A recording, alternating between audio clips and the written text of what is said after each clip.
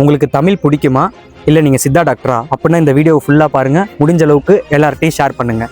நான் ஒரு சில ரெக்வஸ்ட் வைக்கிறேன். யாருக்குன்னா தமிழை வச்சு அரசியல் பண்ணுறவங்க, தமிழை வச்சு வியாபாரம் பண்ணுறவங்க, அண்ட் முக்கியமாக தமிழ் ரொம்ப பிடிச்சவங்க. தமிழருடைய பல பெருமைகளை பற்றி மட்டுமே பேசுகிற நீங்கள் அந்த மொழியினுடைய ஒரு சிஸ்டம் மானிட பிறப்புக்கே இன்னைக்கு அளவுக்கு உபயோகமாக இருக்குது. ஆனால் அதை பற்றி யாருமே பேச மாட்டீங்க. சும்மா 2000 ஆண்டுகளாக எங்கள் மொழி இருக்குது, இத்தனை போராட்டங்களுக்கும் இத்தனை எதிர்ப்புகளையும் தாண்டி இன்னைக்களவும் பேச்சு மொழியாகவும் எழுத்து மொழியாகவும் எங்கள் மொழி இருக்குது அப்படின்னு பறைசாற்ற நீங்கள் 2 மொழி இந்த மாதிரி இருக்குது. அதில் ஒன்று சைனீஸ், இன்னொன்று தமிழ். இந்த 2 மொழிக்கும் இருக்கிற ஒற்றுமை என்னன்னு தெரியுமா? தனக்கே உரிய ஒரு மருத்துவ அறிவு.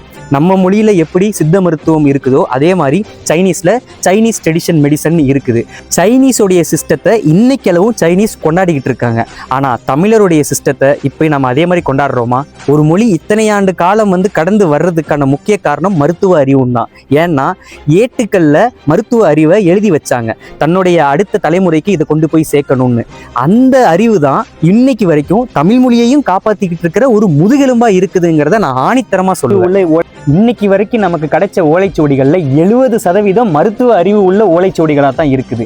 அப்படியாப்பட்ட தமிழ் மருத்துவத்தை நாம் இன்னைக்கு எங்கே வச்சிருக்கிறோம்? ஸோ என்னுடைய ரெக்வஸ்ட் என்னன்னா, தமிழை முதன்மையாக வச்சு அரசியல் பண்ணுற அரசியல் தலைவர்களும் சரி, தமிழை பெருமையாக பேசுகிற சினிமாக்காரங்களும் சரி, தமிழுடைய பெருமைகளை பற்றி மட்டும் பேசாமல் அதோடைய உபயோகமான சித்த மருத்துவத்தையும் எல்லாத்தையும் கொண்டு போய் சேருங்க. அதுதான் நம் தமிழ் மொழிக்கு காட்டுற நன்றி கடனாக இருக்கும்.